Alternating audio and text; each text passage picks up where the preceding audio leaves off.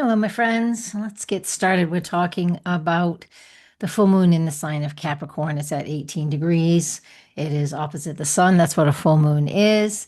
And it is ruled by Saturn, Saturn in Aries, which is almost retrograde at this full moon. So there's a lot to talk about. So let's get started. I'm going to share my screen with you so you're able to see what I'm looking at. And here we are. So let's get going. So I'm going to cover this full moon that you can see right here. We're going to talk about the ruler of the full moon, the zodiac sign of Capricorn. So that means we're kind of going to go focus in on Saturn a little bit.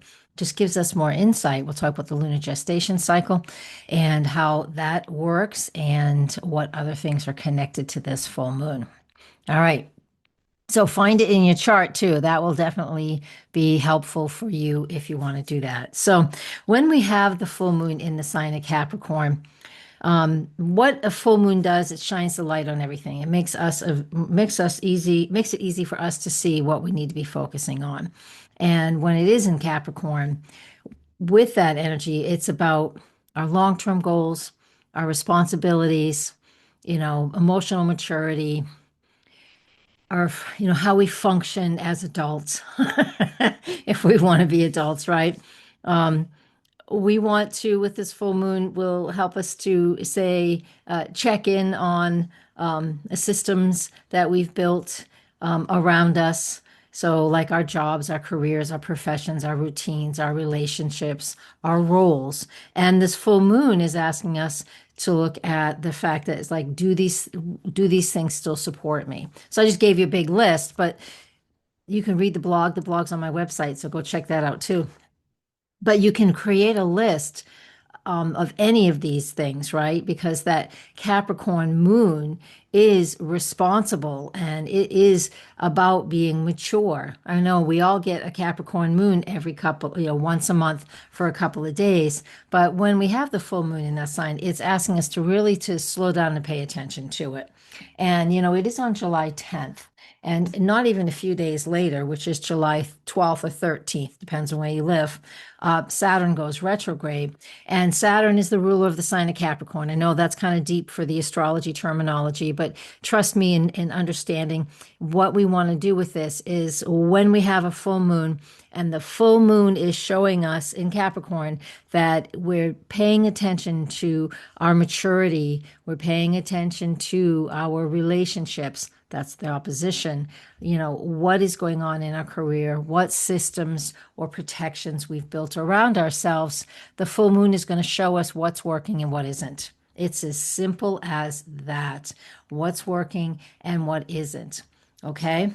And so within just a couple of days of this full moon, with Saturn going retrograde in the sign of Aries, that is a period for us and an opportunity for us to actually go deeper in our reflection. Because Saturn will be retrograde all the way into November and even move out of the current sign that it's in. That aside, I do have that video out there about Saturn in Aries, so you can go check that out. I'll put the links where they belong and wherever platform you're watching this. And with Saturn moving through the sign of Aries as a retrograde planet now, it's been in Aries since May, and now it's going to be retrograding just a couple days after this full moon, and that will slow us down. That is perfectly fine because since May, you might have felt very productive and very much I need to do certain things, very driven, very action oriented Saturn in Aries.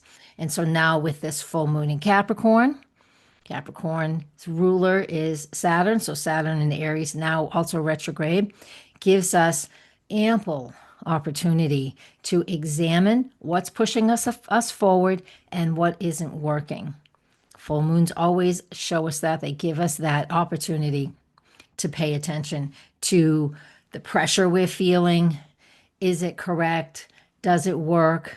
We can see the systems around us, just you know, there's just a lot of back and forth. There's a lot of things that are crumbling, a lot of things that aren't working, a lot of things that, just the old ways of doing things are just shifting, consistently now. And so, what about your own life? I want you just to look at your own life because, we can all do what we can do, but we have more control in our lives than in things that are going on somewhere else in the world or in the country.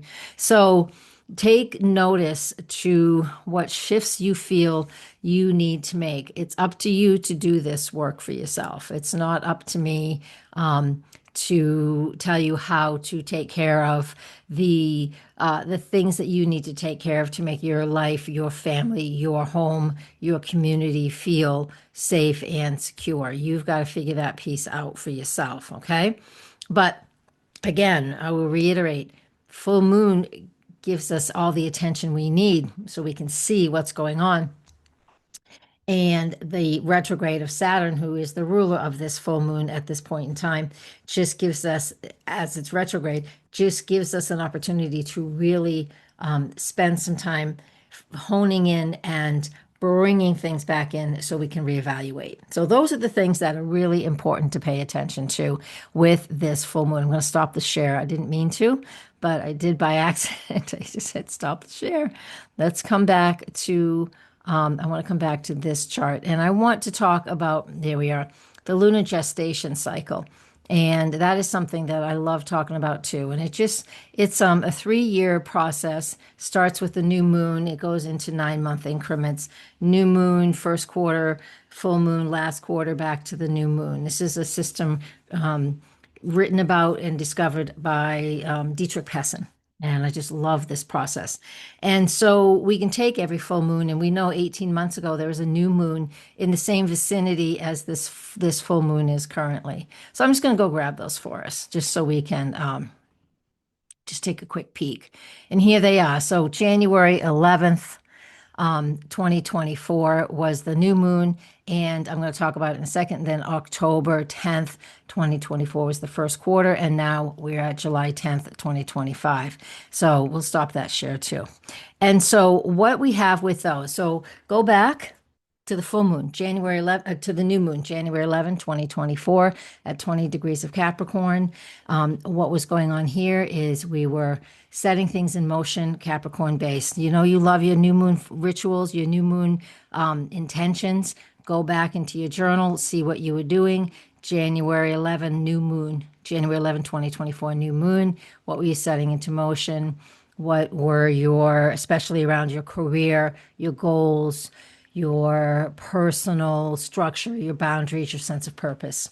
Even if you didn't set informal intentions, because I tend to not do that, look at what you were journaling or what you can just remember was initiated and began back then. So pay attention to that. 9 months after that was the first quarter moon, October 10, 2024, in the same vicinity as today's full moon, which was 17 of Capricorn. At that point, our momentum reached a challenge, right? We initiated something 9 months before this. Now we've got a challenge. Now we're going to take an action, and there's a turning point. We have to make decisions, push through, and clarify our commitment to that Capricorn moon. And now here we are back to today's forecast.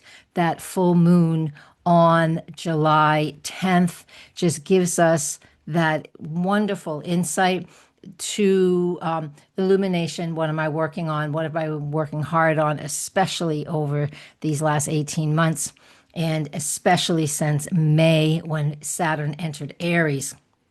And now we get to see what needs finishing, what should be finished. We get the clarity, the visibility, and the awareness around what's working and what's not, and how we can continue to move forward. It's a very business, career-oriented full moon, right? It's right on my Saturn even. So, I mean, I know my business, this business that I do here, this is all I do. This is my business. This is my career. I take it seriously, even though I want to, I love it. But, the questions are, what have you, as I would ask myself, what did I initiate in January of 2024? What have I built from that point?